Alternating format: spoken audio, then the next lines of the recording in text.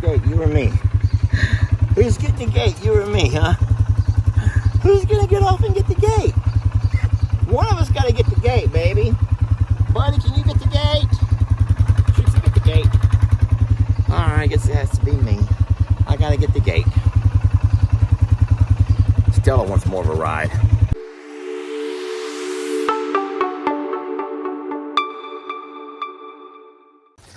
Well, hey folks, Lester here, hanging out at I'm a Survivor this morning. Got Trixie following me around. I do have Stella. She's following up the rear. She's finishing up her breakfast. So I got a few things to do today. What I'm noticing first off though is there's a package sitting in the barn. Now listen to me. I don't know what that is, but I do hope that that right there would be my electric bike. I do think that that might be my electric bike. I hope that y'all can notice the beautiful landscaping that's been done here at I'm a Survivor, because that was not easy. Now, it's not perfect.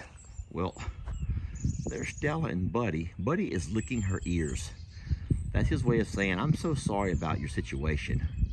I really feel bad for your situation. But let me lick him and make him feel better. And she's like, you lick that one and I'll scratch this one, buddy. She goes, together we can fix my ear problems, maybe. There she goes. There's my pretty girl. Buddy's like, oh no, busted. Busted you, buddy. I busted you. I busted both of y'all.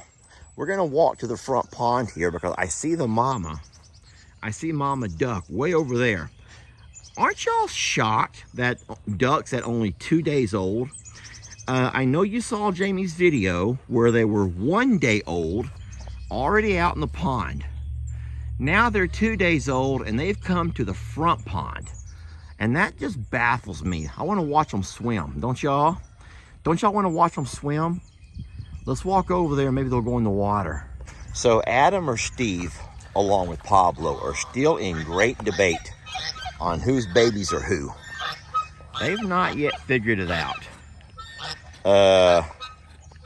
And I'm not even gonna be the one to try to guess, because I'll tell you what, I have not seen, you know what, let's not even get on that today. Let's not even get on that today. What I'm doing is keeping my eye on the front pastures to make sure that Annie, Andy, and Ernie don't run over here. And I'm gonna find a way to walk around towards these little ducks and see if they'll move into the water. This is Stella's first chance to come up to the pond. Trixie's trying to show her it's not very deep. Trixie's trying to say it's not deep, Stella. You can walk in if you want to. And then Stella's like, but I have an ear infection. My mama says not to get in the water when your ears are infected. It's gonna make them worse. And Trixie's like, it's not deep. You can walk in the water and not even get it to your ears, weirdo. And that is true. She can walk into the water and not even get it to her ears. All right, here's the ducks over here. In this grass, oh, there they go. There they go. Look at them, just right behind mama. Right behind their mama, just paddling away. They're just kicking them little feet 100 miles an hour. Can y'all imagine how their little feet look underwater? Sheesh, Trixie, I thought she was an alligator. What in the world? There's a head peeking over the berm at me. There's a head peeping over the berm. I looked around and something caught my eye and I looked twice. I double took. I did a little double take and it's Waylon. Waylon is peeking over the berm at me. Waylon, what are you doing over here? I don't know what he's doing. Where's Jolene? How did Waylon get over here? I mean, I know how he got over here, but what's he doing over here? What are you doing over here? What are you up to? And where's Jolene? Where's Jolene at? Well, there she comes right there. Jolene and Waylon are both conked out over here on the other side of the berm. I'm not gonna bother you. Look at Waylon though. He's gonna come up and step up and be a man and try to run her. Look at that. No one likes her. Waylon, be sweet to her. She's with me. Come on, let's go. Waylon, Oh, I love the fact that he's being a man and protecting his woman. But I don't like that everybody is mean to her. They sense something about her. She has to give off something that they worry about. And so they see her as a threat, y'all. And animals are a lot smarter than we give them credit for. You do know that. And I don't know if it's her looks. They don't care about Trixie. They don't care.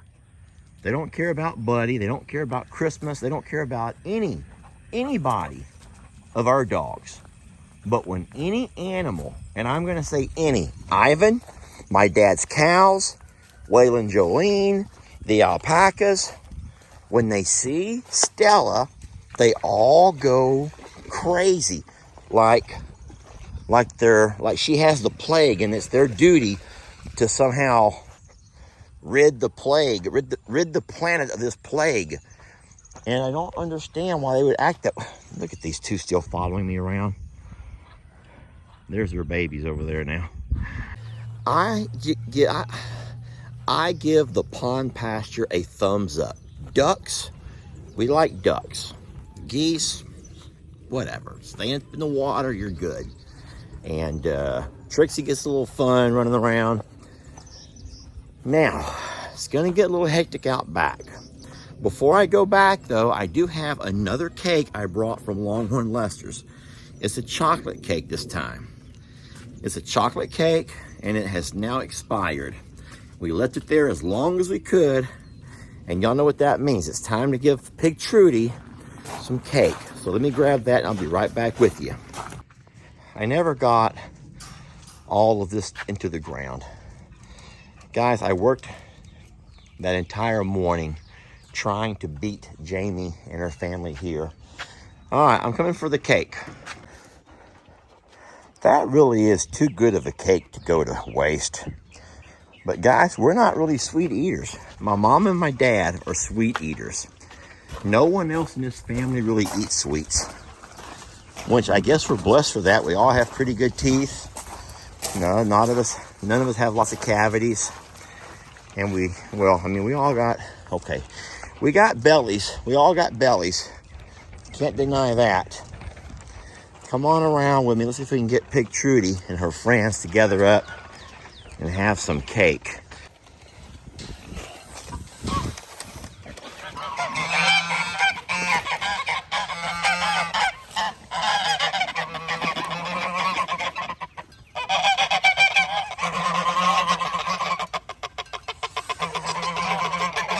Is it good, baby? Uh-oh, look out, Trudy. You got trouble, Trudy. Ringo, you don't like chocolate cake. He doesn't like it, but he doesn't want her to have it either. He's going to ram her. Trudy, be careful, baby. Please be very careful in there.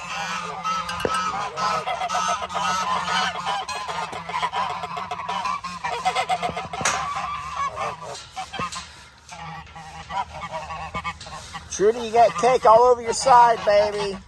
There's cake all over you. Sorry, Trudy, the geese wanted some of that cake. That's funny. Ringo, you're eating chocolate cake too? Everyone's very upset that I give Trudy preferential treatment. I don't do it on purpose, y'all. It's just she's always the first one to run up. Okay, I do. I give her a little special treatment. She's my special girl, okay? She's my special girl. I love her. I love all of you. I do. I love everybody in here. There's not a one of you that I don't love, okay? There's not one of you that I don't just love and adore. I do. I love and adore you all. Y'all let him pass. Let him come by. He's hungry for some cake. I have to get the trash out of there now. Guys, leave him alone. That doesn't... That's his ear. Let go of his ear. Oh my God. That's his ear. They can be so mean. Why would anyone want geese? Seriously, why would anybody want geese? Answer me that. What do they do? What do they do? They're great watchdogs. They're great watchdogs. But when they take your pig and they do that, they run your pig, your special pig, to a corner. Y'all, what good is that? What shame and humility for Tiny Tim. And then they all sitting there squawking. I think it's the funniest thing ever. It's not funny and no one's laughing at you. Gray Goose, call them on out of here. Call them on out of here, Gray Goose. Get them on out of here. Come on, baby. I'm feeding you guys now. Look at you running so pretty. Look, you want to hear in the grass? Look, there's some pretty grass, some pretty green grass we can eat on. Look, how about that right there? I don't want to overfeed this time of year. Come on, Waylon. Be sweet to Jolene. I'm going to put yours right over here, okay? Right there in the grass. Try to be sweet to Jolene. She may got a little bit more than you, but she's older than you are by a couple months. So I want to show you guys that Jolene is looking really good as far as just a very few insects on her. There's probably, you might can count 10 there on her backside. Waylon, though, because he's a bull, he excretes something that more flies are attracted to. So what we're going to have to end up doing eventually is trying to get some spray out here. And look at him. He's running every goat off. He's like, I'm Waylon. I'm not a little. I am not a little. I'm a big. I'm a big in a little pasture. Jolene doesn't seem to mind sharing with Indy, but Waylon's like, I'm not going to share. Indy, there's over here, baby. There's more over here. So Waylon's just trying to impose his will. So what I'm going to do is grab some spray. I can do my mister, you know, the big mister around the entire pasture. That might be the easiest thing, but I still don't think it's time to burn rolls of hay. You guys who know about that, know about that. And so a little bit of spray would be the best thing for these over here.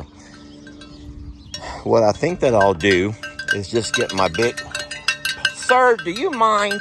What is the point in all of that? What is the point in all of that nonsense? Hey, why would you do that? There's nothing in my bucket. I've already given you all the cake.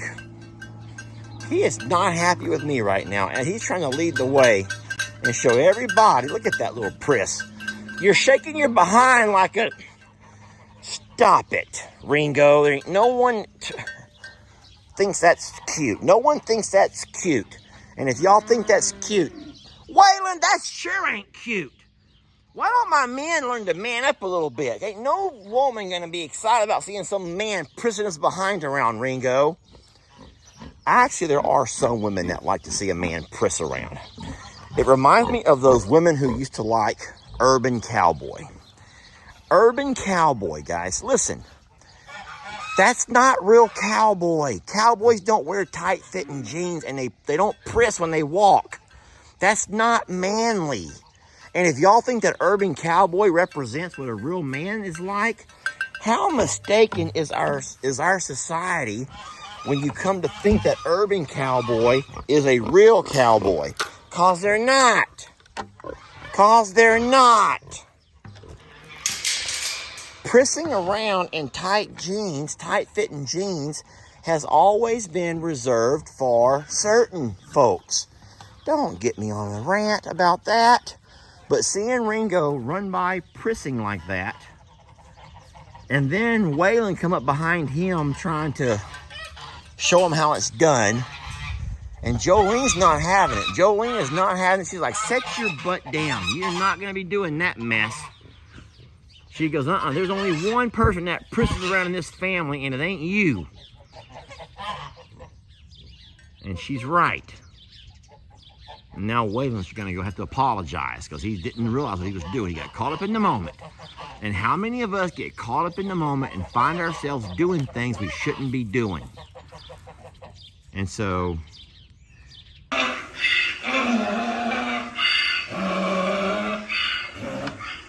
Danny, who's convinced you that that's the way... Y'all need to figure out what is real and what is fake. And there ain't no man gonna walk around with them tight-fitting jeans on a real ranch. What you see is those cowboys that go to dance clubs. And I know what you're saying. Do you gotta bring up the story of my sock? I was in high school. I was in high school when I did that. And that was a once or twice thing, okay? That was once or twice with the sock. That's it, once or twice. And now we ain't gonna focus on that, are we? Is that what my life has become? My entire legacy is a guy that wore tight jeans with a sock stuffed in his pants a couple of times in high school. Okay, now can we just move on past that? And now it's real funny, huh, boys? It's real funny. Y'all just think that's the funniest thing ever. All right, we're moving on. We are moving on. Who is chirping like crazy? I hear chirping like crazy. Who's chirping over here? Where's all that chirping coming from? The kitty has found the chirping. Oh, I see it. There's a bird. Danny, don't judge. Danny, stop. Oh. How's your babies coming along? Any progress? No, look at that deep sigh. She goes, oh no, just another day. Just another day, nothing, no change here. No changes here, just another day. Which is probably the way every mom feels in that 9th month, that 3rd trimester. She's like, oh my gosh, how much longer? Kitty, sweet kitty, how are you doing, sweetie? What you want? Okay, well, no love there. No love for the fat guy today, huh? No love for the fat guy, because I can barely fit through here. Oh. Yeah, see? I'm coming, Mr. Davis. I'm coming, sweet boy. Jolene, I already fed you. Now shush it up. What's Jolene screaming about anyway? You don't eat... What are you yelling about, Waylon? Urban Cowboy? Huh? John Travolta? You gonna come priss it over here a little bit? I wouldn't do that, Jolene. He doesn't want to be messed with. Waylon, what's wrong with you? I've come to feed Al Davis. And I want to do that because he's... Waylon, you need to hush it up. Hush it up right now. There ain't nothing for you over here. There's nothing for you in this pack. Okay. I ain't gonna have to argue with you, Waylon. I will not argue with you, Waylon. I will not argue with you. Waylon, I'm not arguing with you. Here, Al. Just excuse Waylon on all that nonsense of his. Come on down. Come on down and eat, Al. Come on down. What's wrong? There you go. That was a good job, Al. I'm proud of you. Waylon, you need to really think about what you're saying. Here, you want some of this chicken feed? You want some chicken feed? There, eat some chicken feed, Waylon. See if that'll hush you up. What you're all upset about, they're getting chicken feed. You ain't got no chicken. Oh, boy. Y'all two gonna fight over chicken feed. Or y'all about to fight over chicken feed? Why in the world would a longhorn... Uh-oh. Look out, Waylon. Trouble's coming, and he wants chicken feed, too. He done had chocolate cake. Now he wants chicken feed. Who eats chicken feed? Besides geese and chickens and ducks and turkeys. These guys. My water's good. Water's good. All my water's good. Corny, there's food out in the pasture, buddy. There's food out in the pasture. Stella, you're doing a really good job hanging out with Daddy. You're doing a really good job hanging out with your daddy. You, my friend, you know what farm life is all about. I'm about to get on it right now, sweetie. I'm about to get on it right now. It doesn't matter how much you yell and holler. I'm working as fast as I can. I'm not taking breaks here. I'm not taking cigarette breaks. Not sitting down for a... I'm not screaming, hey, Kool-Aid. Nope, I'm not doing that. I'll do that later. All right, all of our horses and donkeys are fed up front. Since I'm here a little bit earlier than normal, I'm gonna go ahead and drive down and find Moo and his bovine friends. We'll take an entire bucket down with us for them. This right here is gonna be Trixie's favorite thing to do. I don't know if Stella's gonna follow us or not. I'm gonna crank it up and see. She might. We're gonna find out. I want you all to look how beautiful this grass is, this pasture. And so this is the reason we're not feeding any more hay. We don't need hay. There's plenty of green grass. That right there is why I'm shocked that we've not lost all of our baby ducks. Because look how huge that hawk is. He may circle around again.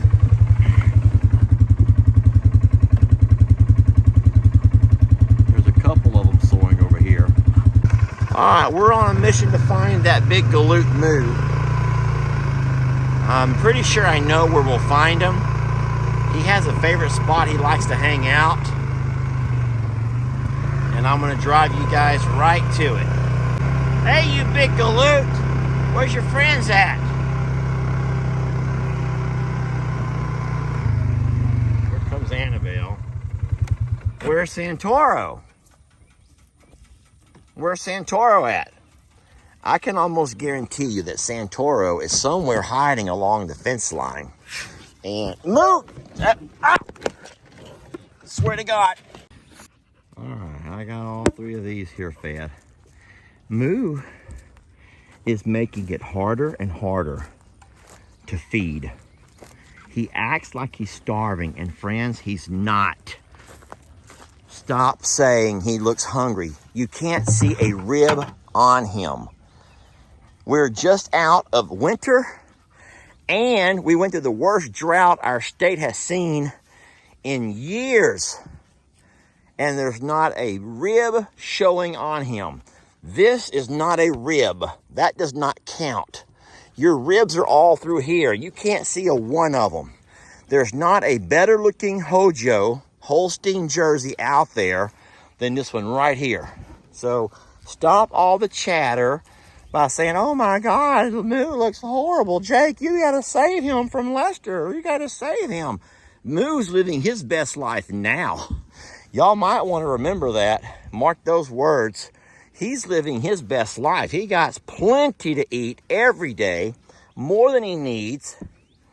And he got an amazing pasture full of delicious green grass, fresh water.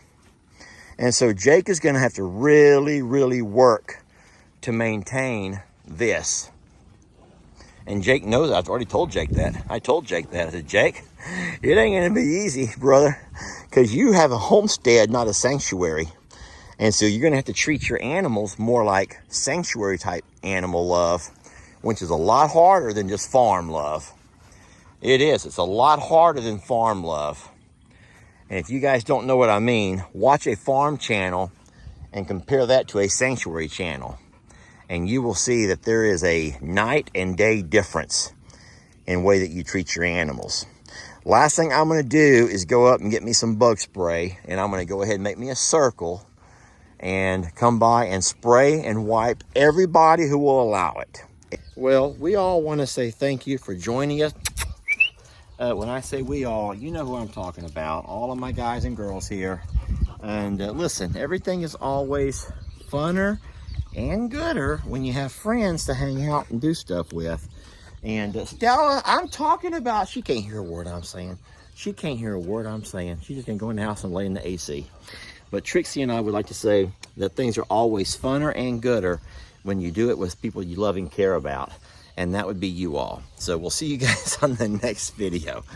Stella, I was talking to her. She has no idea. She just like was.